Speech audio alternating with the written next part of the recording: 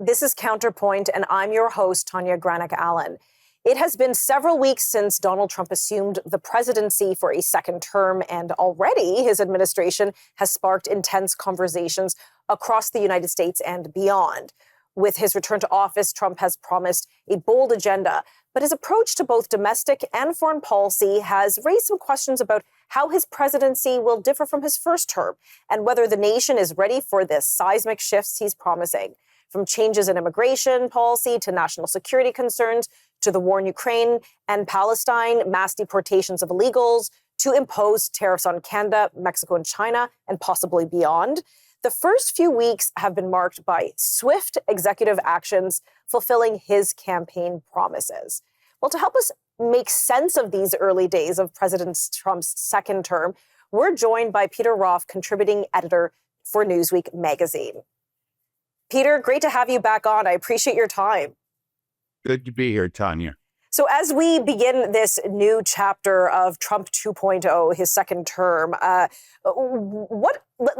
so much has happened. It seems things happen every day. But what are some of the large things that he's delivered on, some of those large policies that he's delivered that have raised, that have been both raised applause and some disdain from Americans? Well, he's still in the process. He's issued more executive orders than any of his predecessors in the same time period. I think it's 73 executive orders that have sparked 100 lawsuits trying to stop them. Now, for those of you, I realize Canada is not yet the 51st state, so you're not being taught how the American government works. But the president can issue an executive order which has the force of law inside the executive branch of the U.S. government. That means he's telling his employees, departments, agencies, what they can do, what they can't do, making policy changes that have the force of law. They can be undone by the next president. Mm-hmm. They, of course, can be challenged in court and undone by courts. But he doesn't need the cooperation of Congress to do them. They also don't apply to the larger American experience. It doesn't affect labor unions or corporations or environmental organizations or power companies or phone companies or small businesses. It's only inside the confines of the executive branch.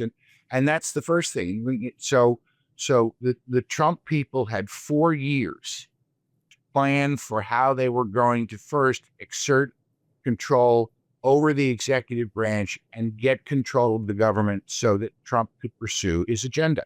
And it's happened at lightning speed. Like when I look back to his first term, it's almost like he was kind of stumbling into the presidency. Things happened, maybe because people thought Hillary would win. I don't know. But there was a lot of shifting and changing and who to trust and who not to trust. But here's someone who's truly hit the ground running. Everybody stumbles when they first come into the presidency. It's a tremendous amount of authority, immense power. It's a huge organization. And there really is nothing in life that prepares you for the job. The closest thing is to be the governor of a large state like New York or Texas or California or Illinois that has a full-time legislature. Mm-hmm. And even that's only a through a glass and darkly.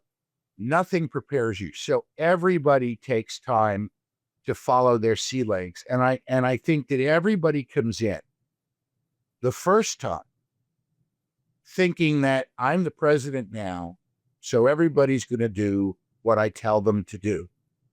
And they quickly find out that's not true. Yes.